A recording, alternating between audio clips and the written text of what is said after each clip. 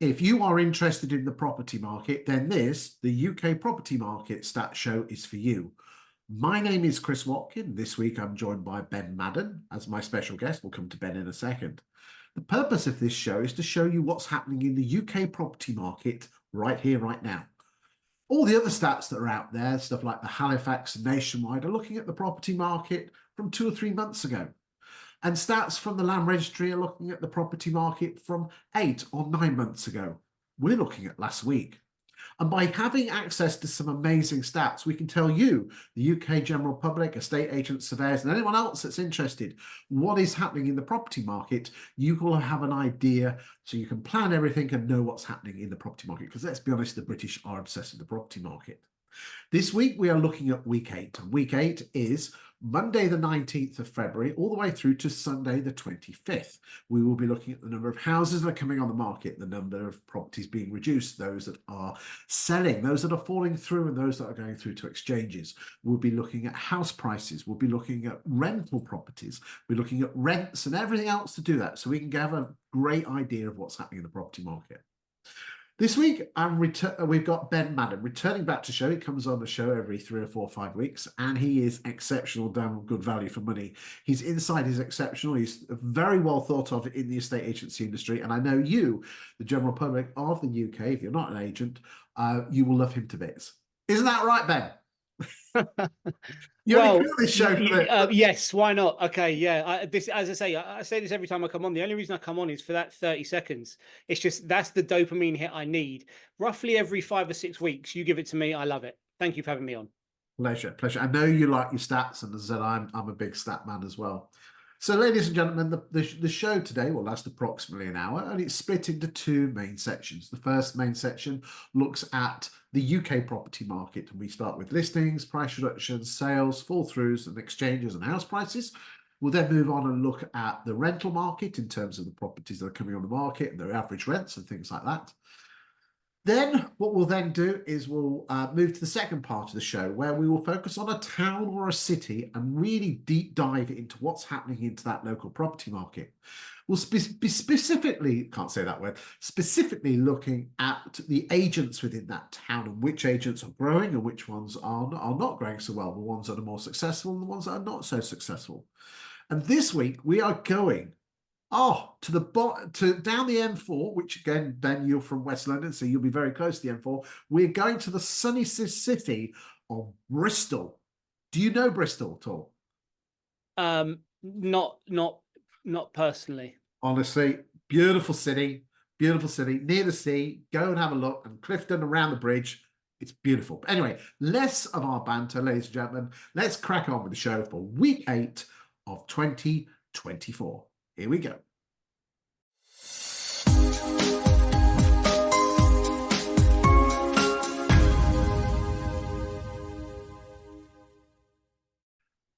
So, as always, we start with listings, and what I'll do is I'll just spend 30 seconds going through the numbers, Ben, and then you can give us your thoughts. The number of listings this week is 36,133. For comparison purposes, last week it was 33,600, and the week before 35,600. And as you can see on the white line here, the white line is the number of listings per week compared to the previous weeks from the start of the year. And you can quite clearly see here that it is comparable to 17, 18, 19, and 23. Cumulatively, year to date, we're on 257,152 properties onto the market from the January the 1st all the way through to the end of week 8. Average price of a property coming on the market is 142,980. And in terms of numbers, as I said, here we go, 36,000, which again is the highest figure compared to other years, although 18 and 19 were very similar. Okay, what's your thoughts on listings, Ben? Well, it's great news. We as you know, we track London. Our business is London, £1 million plus sort of property market. Stock year on year is up about 10%. Not going to be presented the same as the national picture, but we're very pleased to see stock levels increasing. They're not wildly high. They're not so high that it impacts pricing, in my view. but it's a positive after last year, and I think is going to put enough. No, enough's not the right term. It's going to create the opportunities for more business to be done, which is what all agents want. So I think it's really good news. Again, ladies and gentlemen, the number of listings and commensurately the number of properties for sale is very important, because if there's too many properties coming on the market, and more importantly, if they're not selling, then we're going to have too much supply and that will drag prices down. Just to give you an idea, at the moment, there are approximately 550,000 properties for sale at the moment. We won't have the exact figures until the end of the month. So come back in early March and we'll have the exact figures, but we can tell pretty closely it's around the 540, 550 mark. To give you an idea of the number of properties that were for sale in March 2008, it was 1.4 million. So you can see there that if there's twice or three times as many properties for sale, then what that's going to do is too much supply, not enough demand. Everyone knows in economics that that's going to affect prices, because the price, that's what in essence what brought prices down. So if you, again, I say this a number of times, ladies and gentlemen, but my advice to you, if you want an early warning system on where the property market's going, then do a normal Rightmove search. Other portals are available, and just do just a normal search, whatever search term you use. How many properties are for sale, and then click the little button, include sold subject to contract. That'll take the number up, and then just follow those two numbers, both the numbers themselves and the ratio of between the two, and that will tell you over a 2 or 3 or 4 month period where the property market is going. It's a great way to judge the property market. Any more on listings before we go and have a look at price reductions, mate?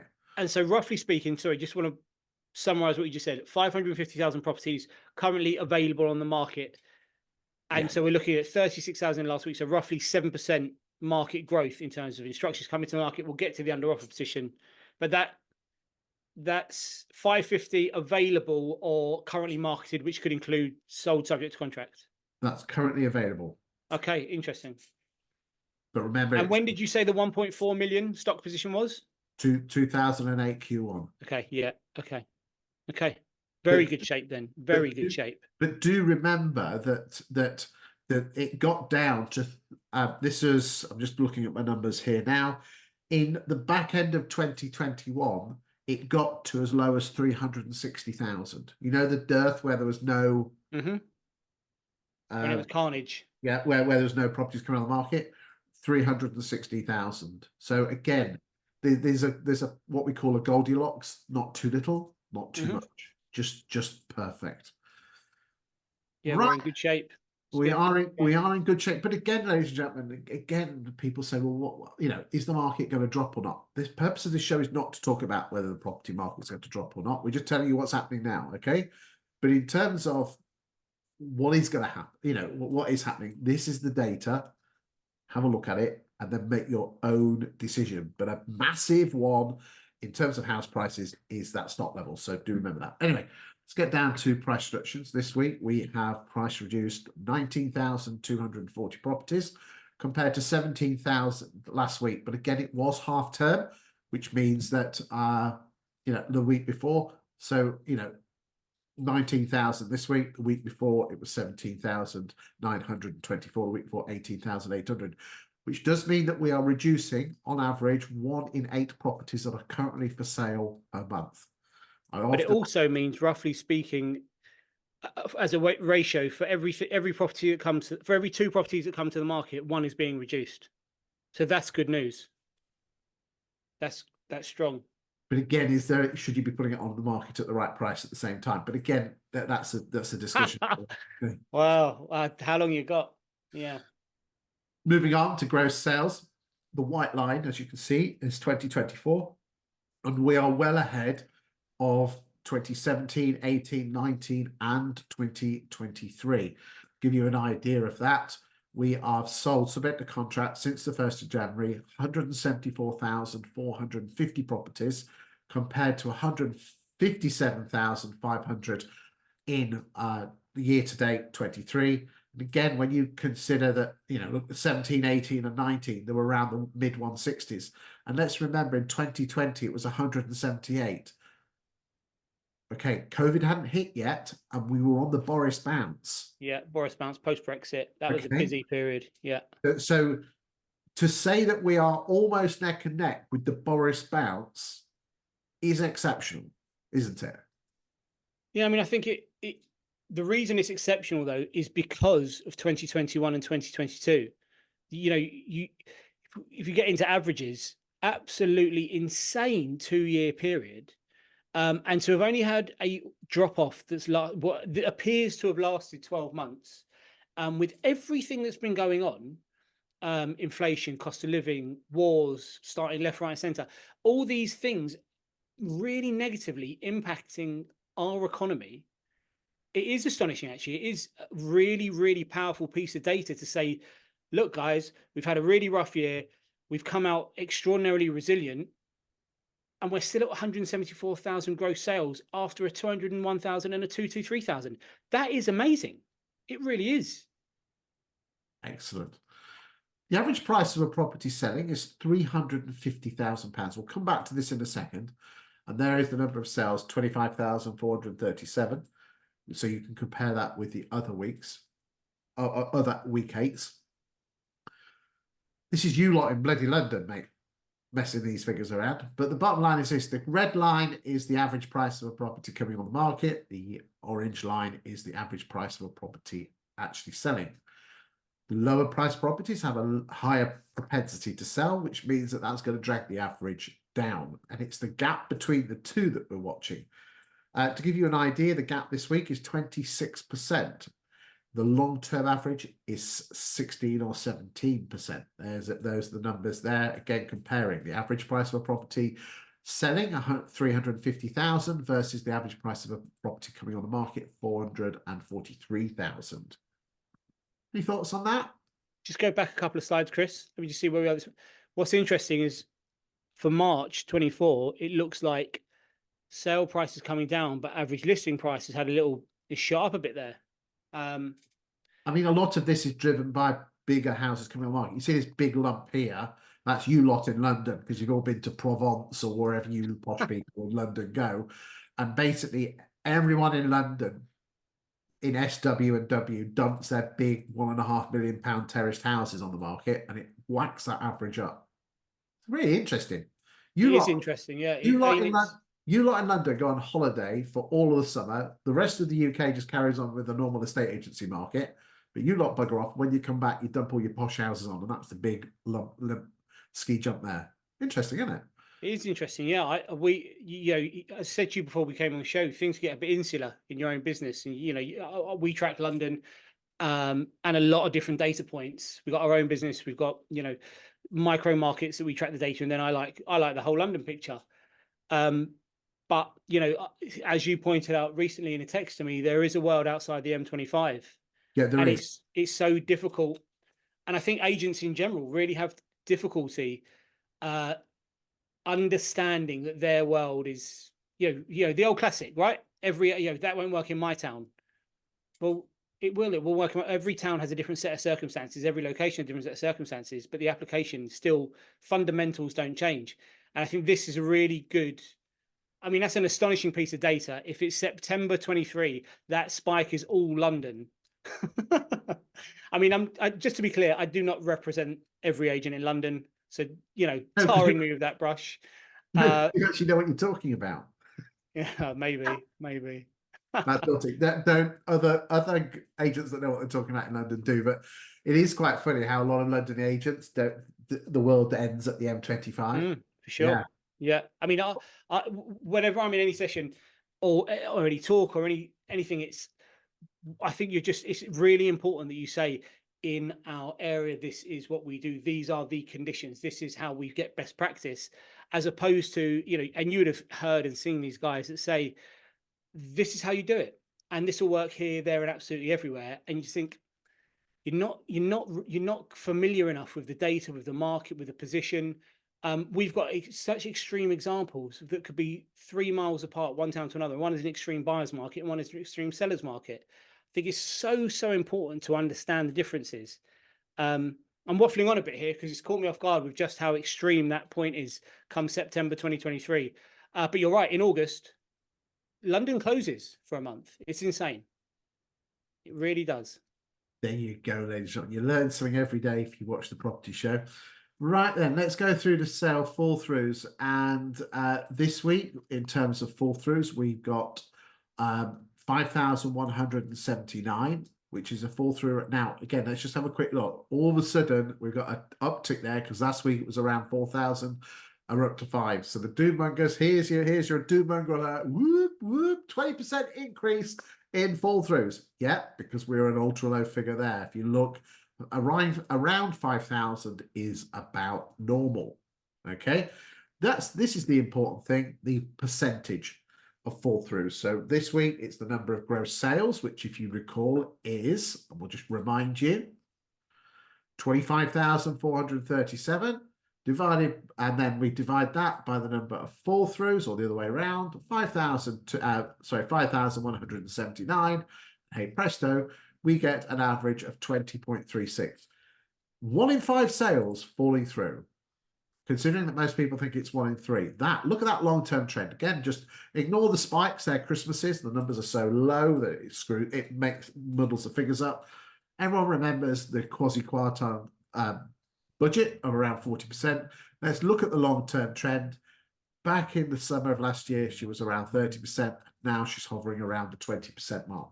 Again, this is an important factor for you to keep an eye on the market to see if sales are falling through, because you can see here they were falling through in Q4 after the budget. Thoughts on fall throughs? I think, look, you said doom-monger alert.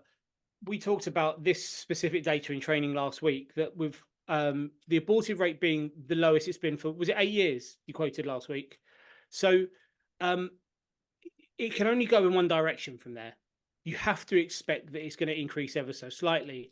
And I think you have to give appreciation to the timing. So if we consider that in the first 2 weeks of January, not a lot of activity, people getting their life back in order, getting their head in the game, sending the kids to school, working out what they want to do, deciding where they'd like to move to.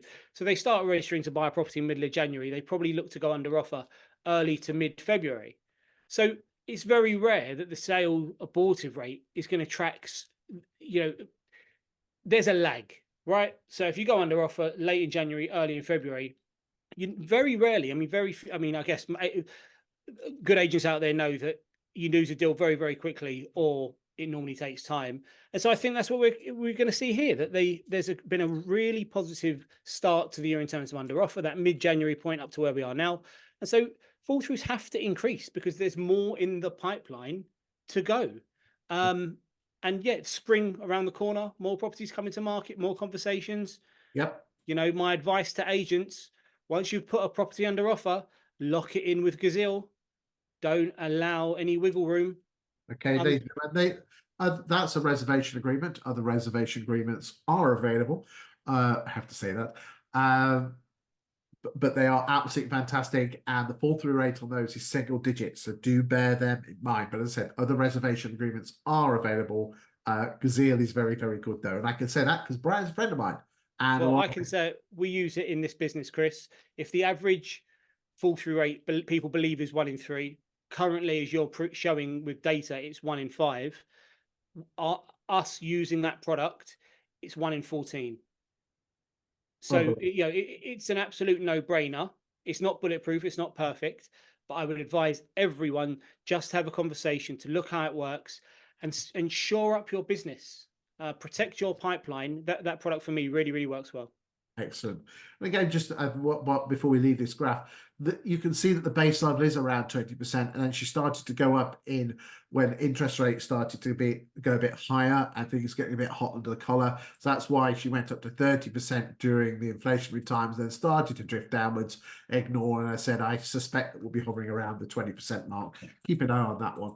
Now let's move on and look at net sales. Net sales are the number of gross sales this week less the fall throughs equals net sales. Okay, the white line here is 2024, the orange line is the average of 17 to 19, and the pink line is 2023. And you can see that we're ahead of those two. No one would expect us to be ahead of 2021 or 22 net sales. So again, you can say, well, hold on a second, why are gross sales slightly ahead Well, because the fall throughs was lower in Boris's those few months. So that's why the net sales are going to be higher. Gross sales are higher now than the Boris bounce. Net sales are lower. Okay. I'll tell you what, Chris, sorry, that net sales position, snapshot in time, where we are now, last 4 weeks, is better than the average. It looks like than the average for the second half of 2021 and 2022. There you go. I mean, that's a hell of a piece of data to look. We are tracking our current data, our current under offer position or net sales position, sorry, obviously, better than two of the best years we've had in a very, very long time. Second half of the year. That's quite compelling, I think. Indeed. And again, this is just to show you that we've got the Easter yo-yo coming up, and they always dip up and down. And that dip there is always August bank holiday. So and again, I think last year we had the royal coronation, so we had 3 dips as opposed to the normal 2. So again, just be aware of that, ladies and again, the yellow line shows you what happened in COVID. So we can see we've still got another 3 or 4 weeks to go before COVID, when COVID hit in 2020. Right, accumulation year to date 135,000, which again is slightly below the 2020. So again, we said there that here we go. This is week on week. Is cumulatively we are very similar to 2020, but you can see in 2020 it was a slower start. Mm-hmm. So you can look at this graph and go, oh no, we're not as good as the yellow, which is 2020, but actually we're pretty close if you accumulate them. So again, it's looking at the data in different ways and just picking out the real story. Net sales, as I said, 20,258. Couple of graphs. Price changes as a percentage of listings. You said 1 in 2, which is 53. Nearest damn it. Well done on that one. And gross sales as a percentage of listings at 70%. And again, the long-term average is 76. Any thoughts on that before we move on? No, I mean, this data is obviously a national picture. In London, currently, we're looking at, again, £1 million plus. Year to date, it's about 36%. Yeah. So, London doing its best to hold back the quality of your data and the quality of the performance nationally. The rest of the country, you are welcome. I apologise on behalf of London and the way we behave. Well, you are a law to yourselves. Right, let's get back and get back to the graphs. Hold on, here we go. I've just got some more new stuff to share with you in a second. Okay, here we go. So, ladies and gentlemen, a big metric which I'm a massive fan of is the pound per square foot on residential listings, sales and exchanges. I'm not so concerned about the red line, which is new listings. I'm more concerned about the orange line, which is sold subject to contract, and the blue line, the bluey green, which is exchanged. Okay, and if you actually notice that the exchange figure, which is what obviously is going to be the land registry in a few months' time, if you match up sold subject to contract, exchanged, and then the land registry figures pound per square foot, which I've got the data, I just haven't put it on the graph yet. It's going to take a few hours to do. Then they do match up very closely, albeit with a gap of about 3 or 4 months here. Well, no, 4 or 5 months here, and then another 4 or 5 months.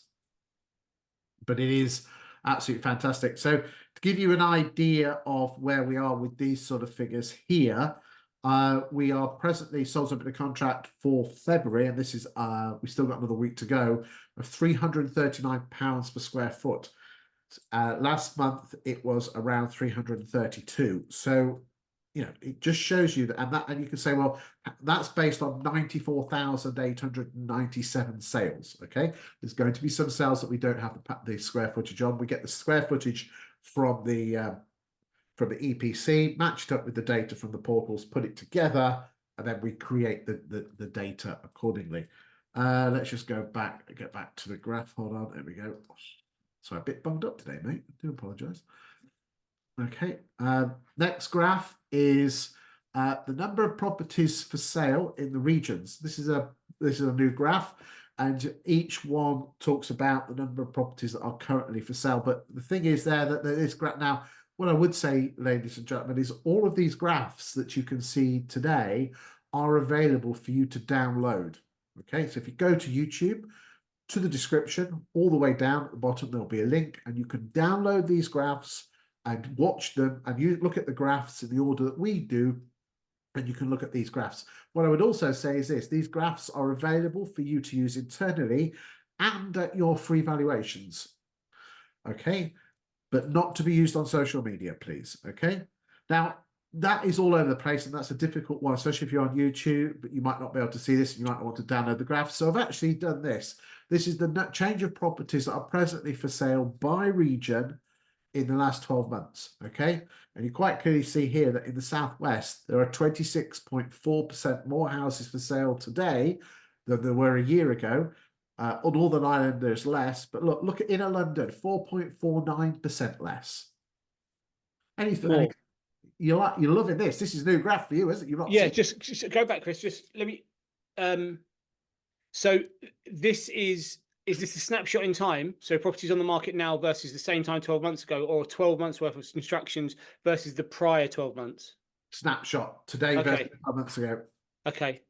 Interesting. You like that, don't you? Oh, Yeah. yeah. So we've got, so the above £1 million is up 10%. So that's interesting, which means the lower price properties are not coming to the market as much as the higher price stuff in London. That's interesting. That's really interesting. And just to give you an idea, so you know what's inner London, because everyone has a different inner London. The inner London is W, SW, N, NW, SE, and the city postcodes, and E. So all the standard postcodes. Outer London is everything else, creating a donut around the M25. That's the bit where there's life, but over the M25, mate. I know you're not very good at that, but here you go. Anyway, got some more data for you. Have a look at this. Give it to me. This is rental data. Okay, so right, is that inner London? Is that inner London? The crazy line. Right, because now let's look at this. This looks like one of those mealy flurry cakes, you know, the ones with everything at the bottom. So I'm about to show you two graphs, the same graph. Okay, the red line is inner London. The yellow line is southeast. That's the number of available properties that were on the market per month. Okay, that is everyone leaving London in COVID. So what actually happened, because I do buy-to-let presentations for estate agents and letting agents to attract landlords in. Okay, that's one of my daytime jobs. And what was interesting is that this lady said, my son's rent has gone up by 50%. And I said, I bet you a pound to a penny he rented it in the summer of 2020. She said, how did you know that? Because average rents, which we're going to come on and look at in a second, average rents in London, because the supply went through the roof, dropped like a stone. But average rents in London have come back with a vengeance and gone back to their long-term level. Right, this graph here shows you everything apart from the South and London, because it was like that midi flurry cake thing. But again, ladies and gentlemen, this is available to download on YouTube. Just click on the link. You can download the graphs and you can use them. Just don't use them on social media, please. Okay, anything in, I think it's fascinating. I mean, again, if you were to say that the number of properties available for rent is, not dissimilar to what it was, in 17 or 18, you'd say, no, there's less. No, there isn't. There you go. Right, okay. So here's the next one. This is the average rents per region. And, we talked about the prices dropping. There's your price dropping in London from 2,700 to 2,000 during 2020. And then she's just gone back up again. Okay, whilst everyone else, we didn't have the exodus. Now, again, you can say, well, there's an awful lot of stuff there, Chris. I can't see the graph. So, hey, presto, Watkin delivers. And what we've done there is that is what's happened to rents since January 2020. Okay? Interesting, isn't it? Very interesting. Okay. 45% in the Southwest. Yes. That's insane. So again, with inner London, if I'd have done this, so that was January. If I'd have done this from late 2020, inner London would be up here. Because it's all about where you set the date. Okay. Yeah, for sure. Okay. So we might want to do that in a few weeks' time. So inner London net from Jan. So what happened? Jan 20, again, we'll just show you this. Jan 20, we're up here, okay? And then she drops like a stone, and then she's back again. And it's a 20% difference between there and there is where the figures come in. Mm-hmm. But who the hell's got £3,000 a month to rent on a property? God, my word. Yeah, rental pricing. I feel for the families.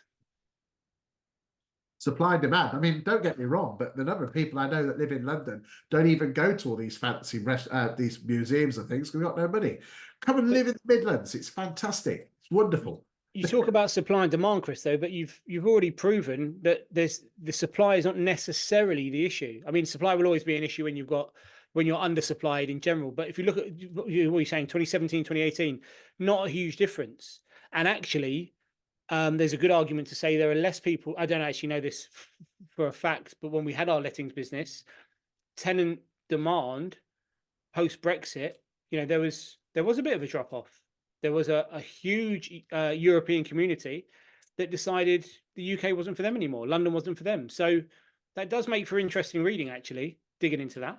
I mean, you know me, my some people might not know, but my daytime job is I'm a statistician, property statistician, ghostwriting articles on local property markets to give to agents so they can publish them and make themselves knowledgeable about the property market. And what we've noticed is this, is that, all these reports about average rents have gone up by X%.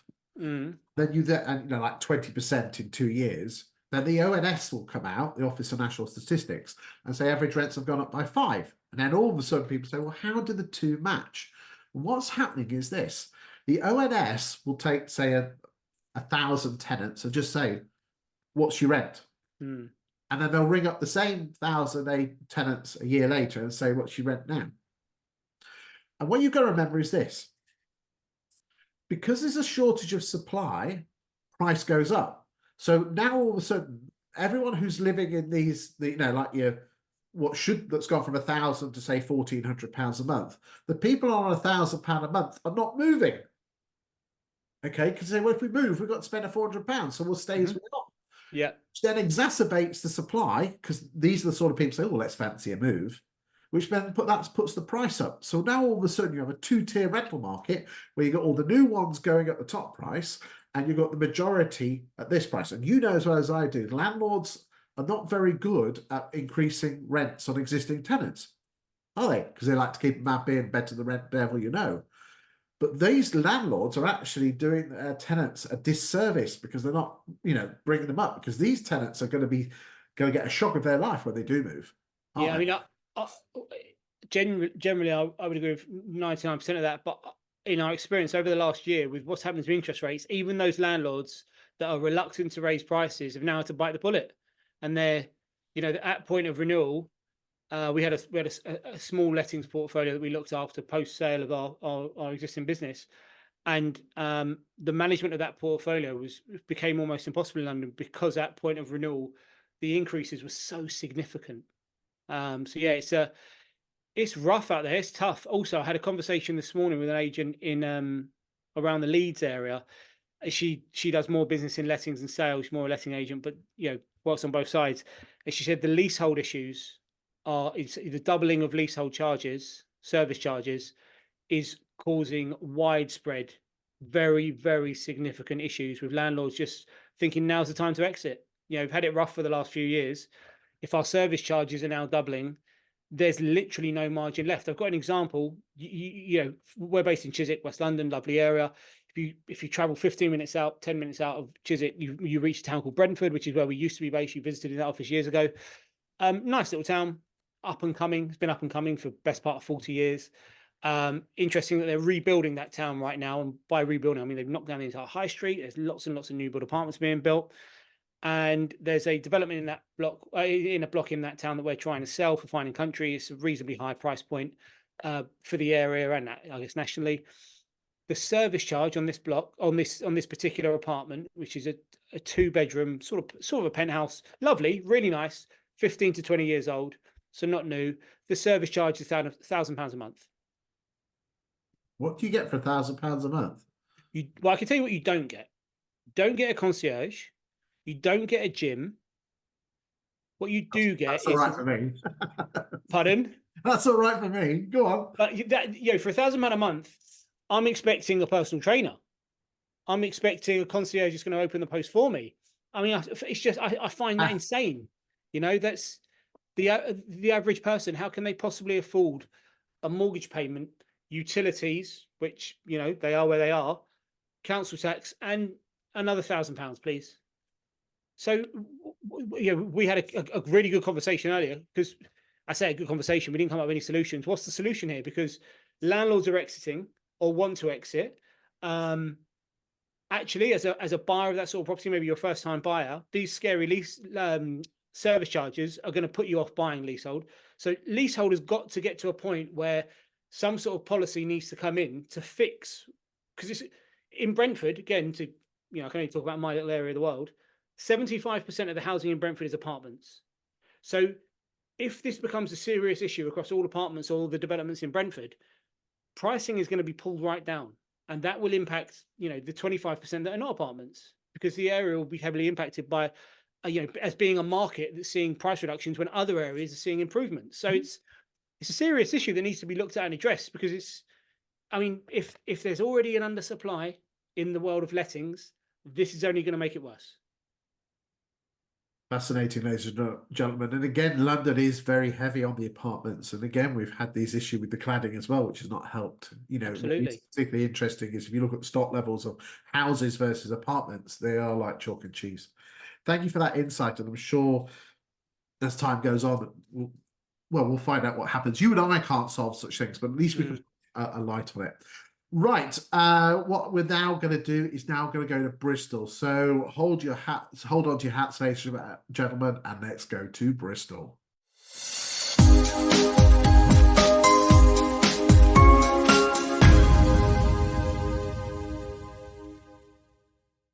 Okay, ladies and gentlemen, we are going to be using two pieces of software. The main one we're going to be using is 20EA's Insights platform.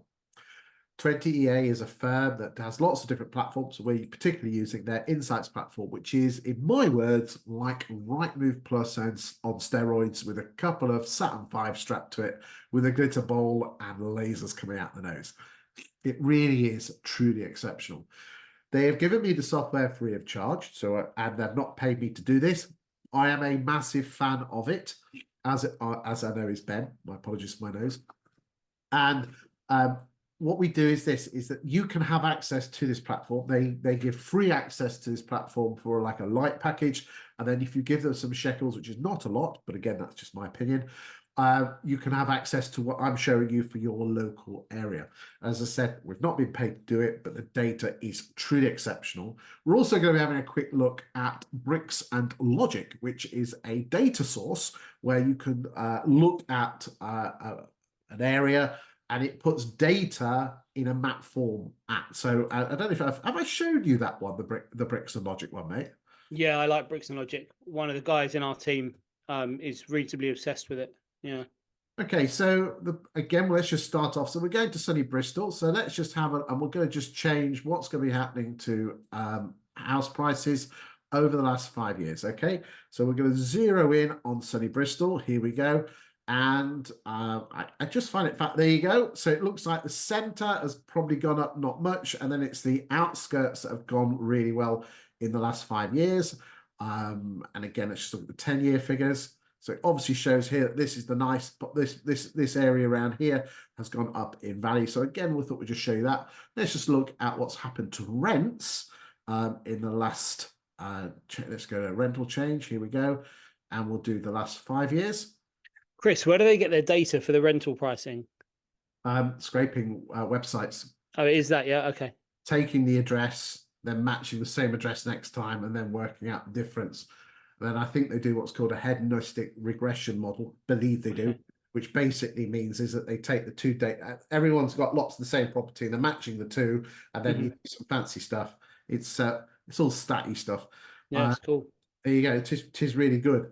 Also, the thing I particularly like about this, which again will be of interest to the letting agents concerned, is where the properties with, I'll just show you this because, as I said, I just do absolutely love this a bit, is that you can go and have a look. And again, you might say, well, why are we showing this? Because again, it's about the Bristol property market, and we're showing you, ladies and gentlemen, of the Bristol property where everything is. So there you go. This is the number of the percentage of properties that are rented. You quite clearly see here that there you go.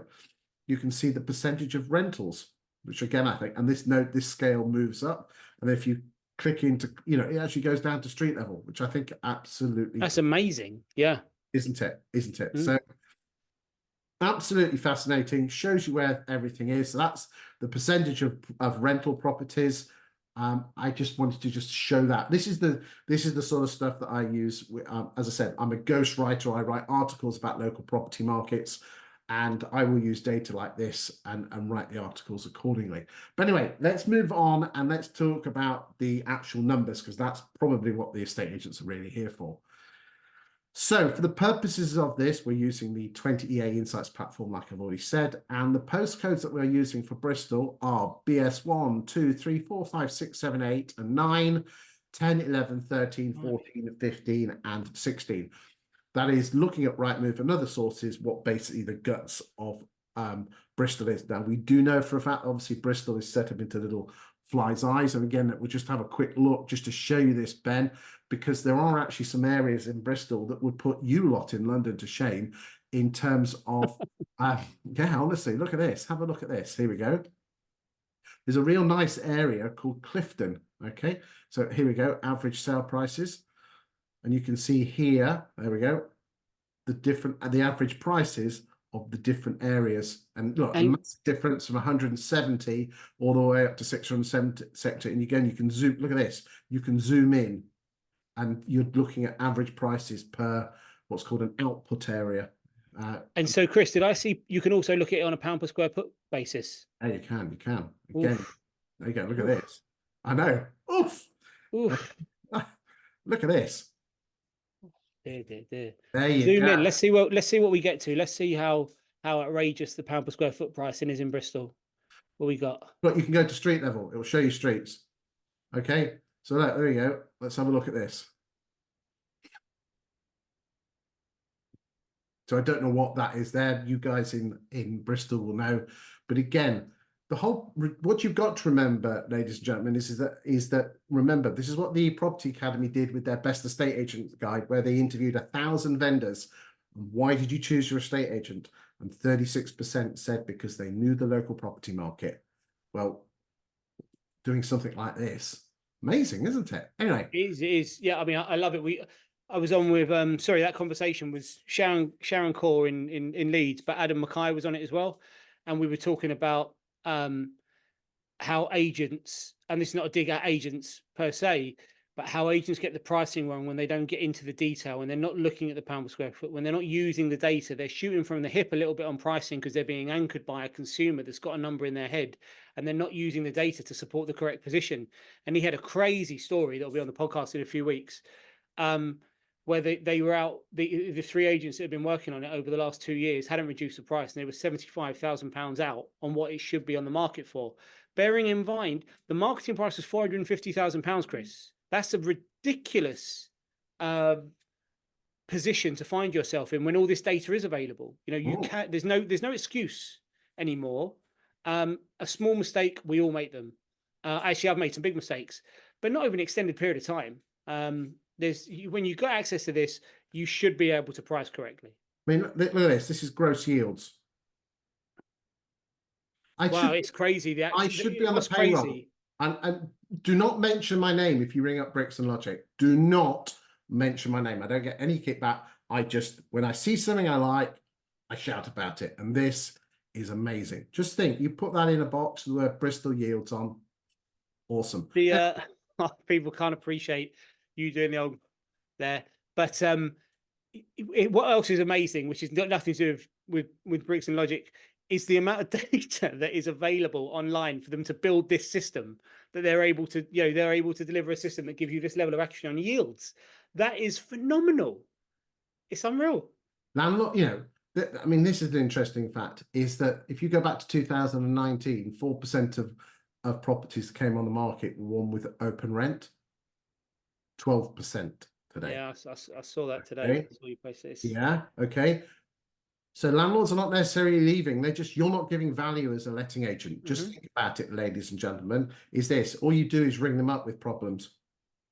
When was the last time that you actually sat down and looked at their portfolio and worked out the clue is in the title and investment? Something that I teach my clients to do to attract landlords is to sit down with landlords and go through their portfolio and work out, because I bet you pound to a penny they've probably got properties with other agents, and bring them in, to you, because a landlord's looking for someone to look after their investment, not just collect the rent and tell them there's problems. Anyway, And Chris, though, a landlord is looking for you to help grow their portfolio more often yeah, than not.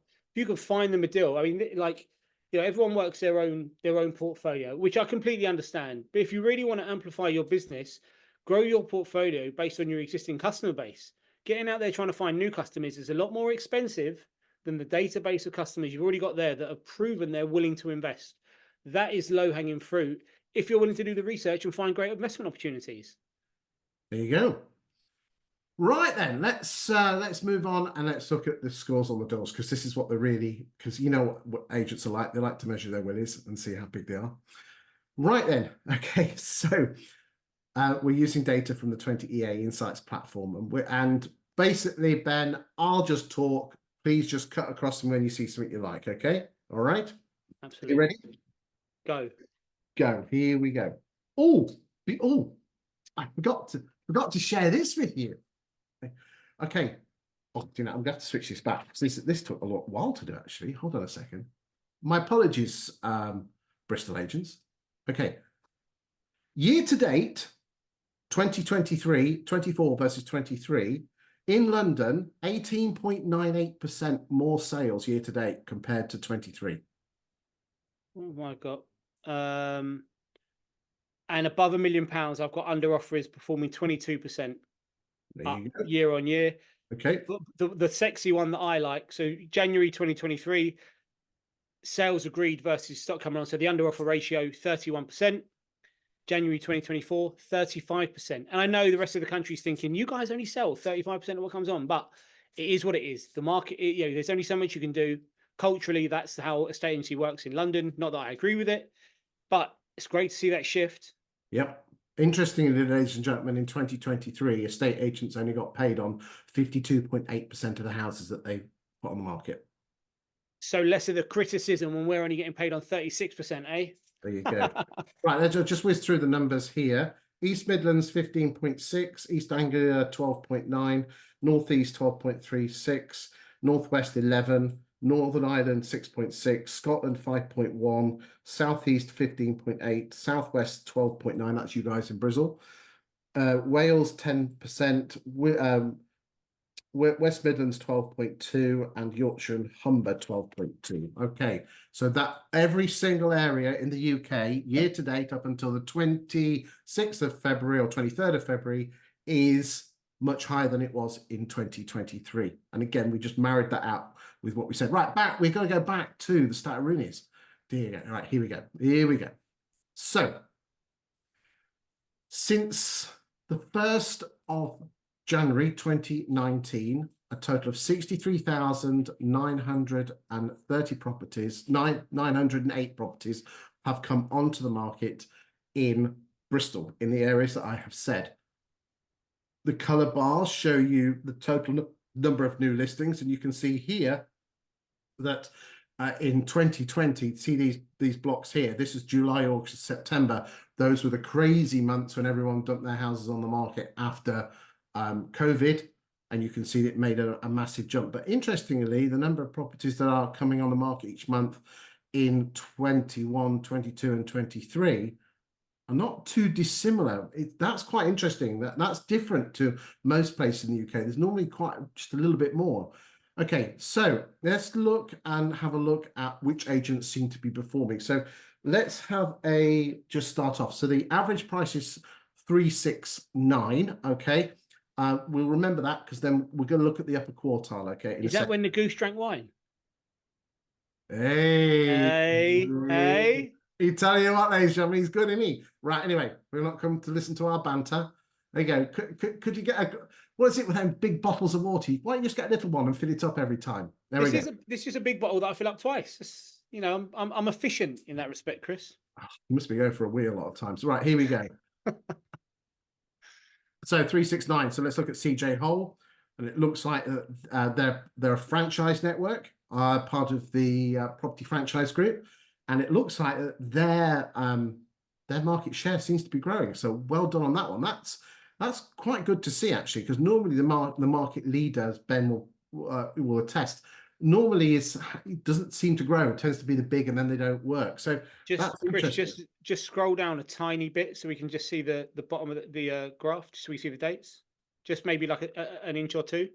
Hold Oh, on. is that as much as it'll go? Oh, that's better. Yeah, that's great. Yeah, that's That good. worked better. Yeah. So if you put a trend line in there, they've been hovering around 9s, and now we're probably looking at around 14%. The average of 11 point, that's the average for the last 5 and a bit years. So that's really good. Let's go and look at Ocean. Ooh, wildly consistent. Yeah, that's good.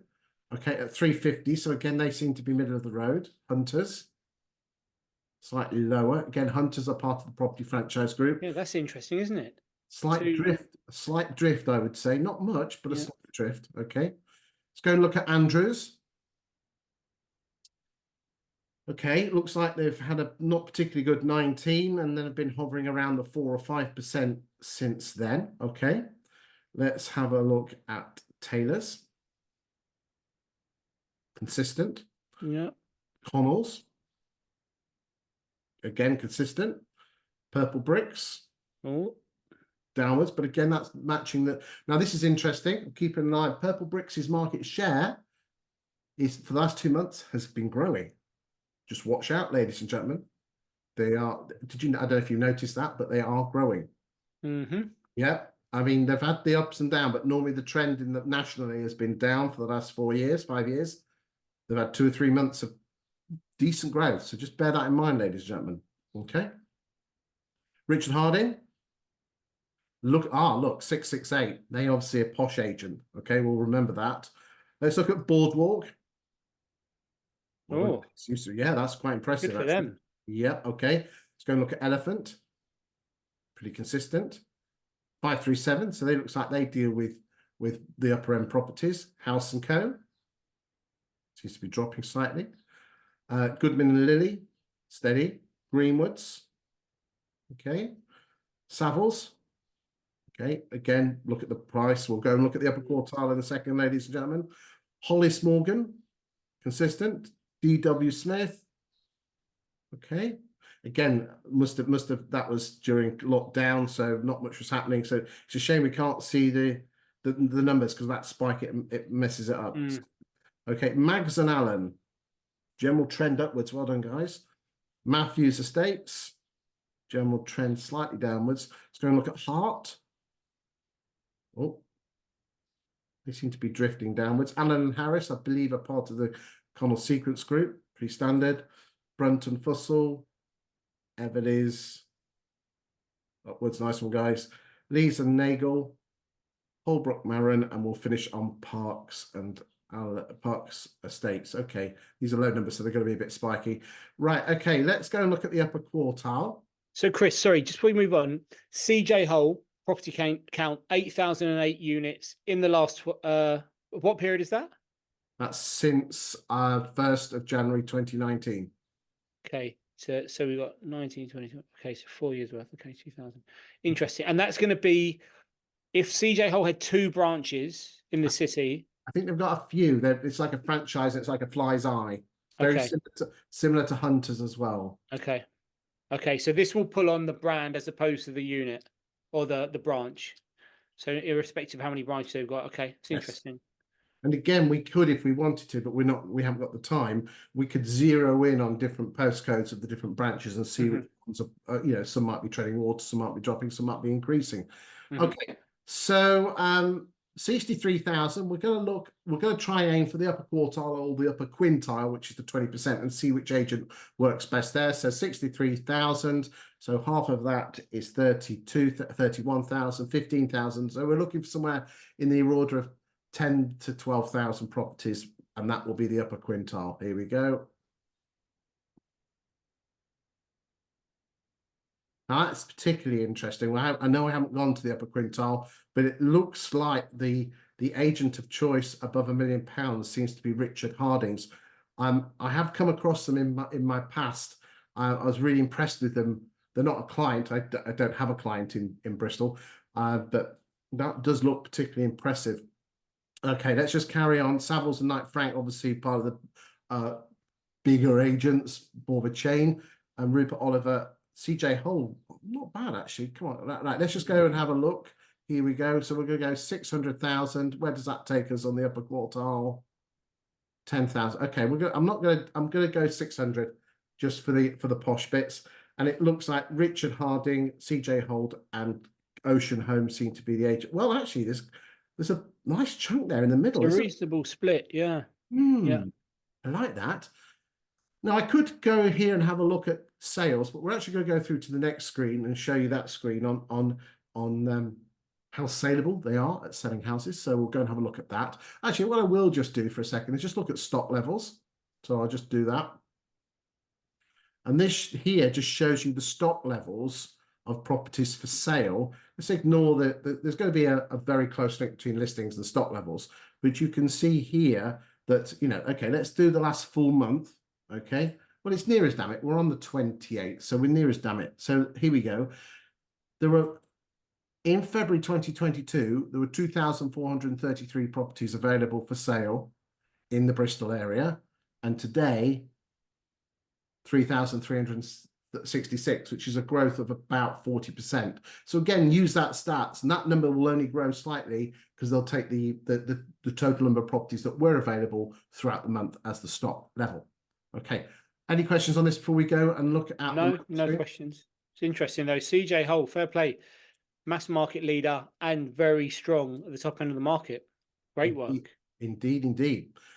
Okay, ladies and gentlemen, if you are looking for a super weapon to prove that you are the agent of choice, then quite frankly, the next two screens, the gold is in there is some gold in here for some of you, and some of you's potentially you can be aware where you need to potentially improve yourselves.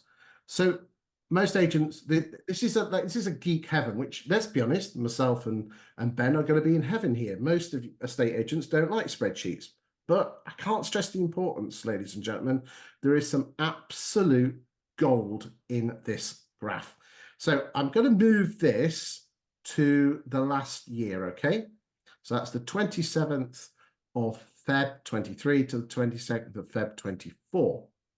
Okay, so we're looking at the last year. I want you to totally ignore these 4 columns of new instructions and sale agreed, which I know you'll be getting turned on by. So let's just give them 5 seconds, a moment to look at those numbers. Right, you've had 3 seconds, it's too long.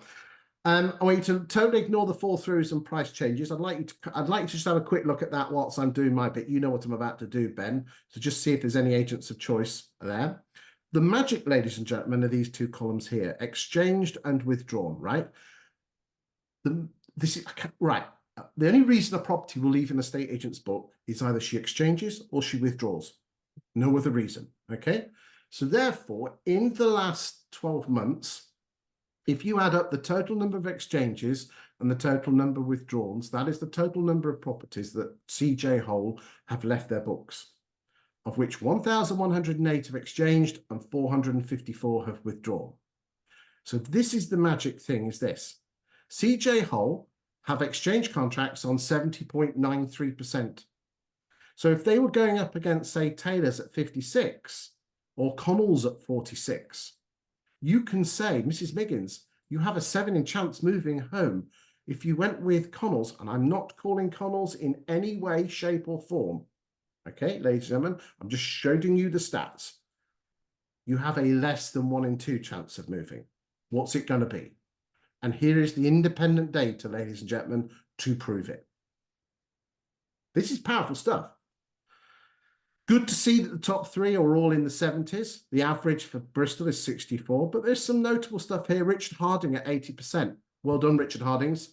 Hold on a second. Weren't they a posh agent as well? We'll go and do the upper quartile in a second. Yeah, they are. They're right behind CJ Hull, yeah. Okay, now normally upper quartile agents are really shocking at their percentages. They really are, because the posher houses don't sell so much. So whether Richard Harding, well, we're going to have a look in a second, but just that is the data that proves that you are a better agent, that you're more likely to sell the house and get the people moved. Okay, we'll just have a quick look at everyone else. There's some good numbers here. House and Co at 86. Well done, guys. And there's some other numbers here which are probably not as good. We've got Michael Nicholas at 87, but again, the numbers are quite low there. But again, nothing wrong with that. Just having a look at the numbers and just seeing what it's all about. Anything that screamed at you about price changes? No, nothing that screamed at me. Connell's 52%. When you consider that their withdrawal rate is so high and their price change rate is so high, it screams to me that they're not valuing correctly. Well, it's interesting. We actually have a graph that proves all that, so we'll get to that in a second. I did promise you upper quartile, and upper quartile you'll get. So let's just have a quick look and see who's moving and shaking in the £750,000 mark. Quite obviously here, Richard Harding. Oh, look at that, 81%. I tell you what, I'm liking these guys, especially in the upper quartiles. That is really, really good. And look at it. What's really, I mean, it's a fluke, I'm sure. 24 properties. So look at raw numbers rather than percentages. 24 properties under a price change and 25 withdrawn. That's a crazy coincidence. But yeah, that's a phenomenal conversion rate. 80% of everything they bring to market gets through to exchange. Indeed. Astounding. Okay, we'll just do this. Let's just have a quick look at how market share. We talked about market share. So this year looks the market share of Boardwalk was 4.4. So that's Feb 23 to Feb 24. They had 4.59%. And the year before that, which should be Feb 22 to Feb 23, they had 3.7. So it looks like Boardwalk have grown the most. Taylor's, and then, as I said, Hunters and Goodman at the bottom in terms of their growth. Again, just important to see. It looks like Oceans, obvious that the two big daddy-o agents are CJ Hole and Ocean Home, but it's nice to see, guys, that you're doing really well on your numbers. And it looks like that Richard Harding's are doing really well on their posh stuff. So again, round of applause to those. Right, let's move on and look. Now, we talked about overvaluing, so let's just have a look and see. And this is actually showing me that Connells are not overvaluing. Interesting. But again, there's the old thing, lies, damn lies, and statistics. But again, the data is considered gold standard. And anyone watching this, especially if you've got the corporates, they do have this bit of kit at head office. Let's look. CJ, so what are we looking at here? So for ladies and gentlemen, those that have not seen this before, I know, Ben, you've seen it yourself. What they've done is they've looked at the last 12 months. So CJ Hole have put on the market 1,832 properties for sale. And they've done an AVM or an automated valuation model figure on all of those properties. And they've done the same for every other listing. Okay. Well, AVM, you might know it as a Valpal figure, or Valpal is an AVM. There are lots of them around. One of them is 20 EAs. What they then do is look at what you actually put the house on the market for. And CJ Holes have put the property on the market for 1.16% on average over what they think the house is worth. The average in Bristol is 1.2. So there's some agents here. Now, again, Hollis, they've gone under. What tends to happen with new homes, or if you've got a piece of land that's been shifted, that does screw the figures up. So sometimes you do have to take that slightly with a pinch of salt. And I think the magic here is just to give a flavour of what this is great for bosses to see if your valuers are overvaluing. So Chris, can I ask you a question? Sorry. This data is so in Bristol, average listing price they've set at 400,000. To continue the example of Connells, they believe the average property on Connell's book would sell for 401,417. But is that data based on Connell's sales performance or their entire portfolio of instructions they brought to market in the period? So the way that, so again, if I can go one step back to go two forward so we can build the picture, okay? So an average property that is worth £400,000, how much do they put it on the market for? On average, we're going to go CJ Hole to start with. On average, 1.16% over what they think it's worth. And then CJ Hole then achieve from the original asking price 1.96% below. Which means you could say, well, take one from the other, but percentages go over most people's heads. So to use your phrase, if CJ Hole put a property on the market for 400 grand, on average, they would get £396,690. Ocean Home, 399,947. But my question, Chris, is this data based on their sale performance? In This which is case, well, this is so basically what happens is the 20 EA look at the property when it comes on the market. They then see what it goes on the market for. They then see what it sells for with the land registry and then work out the numbers. Does that answer your so question? sort of. So what it tells me, because I've latched onto Connell's. This graph makes them look like they perform well when they get it right, but it Yes. doesn't account for the fact that they actually have such a significant withdrawal rate. So the argument is when they get the price right, they get the price right, but actually based on the previous graph, they get the price wrong an awful lot. Yeah, this is the stuff they actually sell. Okay. All right. The stuff they actually sell is they get it right. So that's a lesson learned there. You've got to get them right, but it's the number. They're obviously losing a lot, which means they're getting the price wrong on those. Yeah. Okay. But there's a huge difference here between different agents. So again, if I was one agent going against another one, now again, what I would say is this is not going to help the upper quartile agents because again, the upper quartile agents are going to, let's look at our friends Richard Harding's. They're at 396, but again, they're dealing with the upper quartile. So we'll just have a quick look at the upper quartile just to have a look. Now, again, what's going to happen is the price is not going to change a huge amount, but you can, but again, you get a flavor of the percentages, but it's a shame that figure doesn't change. It doesn't. That's just the way it rolls. But again, I don't think there's anything there that's particularly scary, good or bad. Okay, let's move on and look at how quickly the agents take to sell the properties. And you can see here that the blue line is how long it goes from new instruction to sale agreed. And the pink line is how long it goes from sale agreed to completion. So the agent who seems to sell the quickest houses, Elephant, and then afterwards. So therefore, on average, from new instruction to completion, Elephant do it in 157 days. CJ Hole 167, Boardwalks 168, and if we go to Connell's at the top, 208, and Taylor's 210. It takes on average 47 days to find a buyer in the last year from new instruction to sale agreed, on average 132 days from sale agreed to completion. Okay. Any questions on that one? No. Let's go and look at lettings. And the first thing we're going to do is let's look at stock levels. Okay, so these are the number of stock levels. So quite obviously here in November, stock levels go up. So that's got to be the student market. Okay. But so we can kind of ignore the student market just for a second. Let's just look at general stock levels. And you can see here that in February, the number of properties available for rent in Bristol has improved. So on average in February 23, 2,856, and now 3,242. Interestingly, the number of properties available to rent, and again, we showed you that in a previous graph, is growing slightly. Okay, so we have been on a downward trajectory. We have now seen in the last couple of months an upward trajectory, not much, but a little bit. Okay. Let's go and have a look and see which agents seem to be moving and shaking. So let's look at new instructions. Again, look, there you go. New instructions seem to be pretty level. Average rent since 2009. Again, here's a nice one. So in 2019, the average rent in Bristol was, here we go, wait for it, 1,245. And in the last year or so, it's been, here we go, 1,905. So that, again, a great bit of kit. So again, you could use this data to create some graphics for yourselves, just to show that you know what you're talking about. Okay, let's go back. Let's just see who, now again, let's just look at see what Open Rent have been doing with regard to their new instructions. Here we go.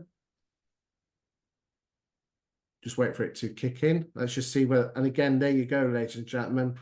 In Bristol, on average, 4% in 2019, and now we are at 18%. That is quite stark, isn't it? It is, yeah. Okay, let's go and look at CJ Hole. I think these numbers are going to be pretty static because we're not bringing new properties on. We're just recycling the stuff that we do. Let's go and look at Ocean. The letting game. Letting game. What a name. Great name, isn't it? Mm. I pick the phone up. I always try and pick the phone up to the agents concerned, just to let them know that the show's coming out. Mhm. Real nice guy that I was talking to Yeah. there. Nice guy, yeah, real nice guy. Okay, let's go and look at Andrews. Now, interestingly, I did pick up the phone because I always like to do my homework on this, and because this doesn't match what I see with Andrews, okay? Because I know some of the senior guys, I don't work for them, I just know them. And what is particularly interesting is this, is that they've actually said is because there's so much too much demand coming in, put a property on the market and you get 50 phone calls, people weren't being able to do the job correctly. So therefore, a lot of agents were holding off putting the properties on the portals. Yeah, I can believe it. I've heard that a lot, that not everything is being released now. They just they don't need to. The demand is so high. What I would say, ladies and gentlemen, again, as I said, I'm not receiving any kickbacks, but there's a wonderful bit of kit by a chap called Mike Nettleton, who is actually an agent from Shropshire, and he's got a bit of kit called Agent Response. And when an agent receives a Rightmove report, a Rightmove request for a viewing, it auto sends an email back saying, fill in your details and attach your credit history and a little bit about yourself. So all of a sudden, 50 emails, with which probably a quarter of them were done on a drunken night because they had a few too many cans of special brew. And if they haven't got a credit report, there's a link that you can go and get your free one. All of a sudden, 50 go down to about 4 or 5. So he's sorting the wheat out from the chap. I don't know if you've come across that, Ben, but it is. I know, Mike. I'm in the same property academy group as him. But my big takeaway there is special brew. I haven't heard that in years. You just, yeah, There you go. classic reference there. There you go. All down to the student days, eh? Rock Yeah, 'em up. living the dream. Okay, living that dream. Let's go and look at Sarah Kenny's. So again, we've got to take this with a slight pinch of salt, ladies and gentlemen, simply because, and again, looks like digs are a student lets. It's quite obvious. Let me guess, that's November. There you go, mind reader. Let's go and look at Chaplain Matthews. You've done this before. Something like that. There you go. Looks like flatline. They look like a.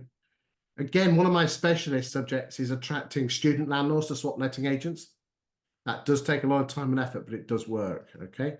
UBU. Let's have a look at these guys. They're student, obviously. Look at the spikes. Property outlet. We'll go down to number 20. Bristol Property Centre. Okay.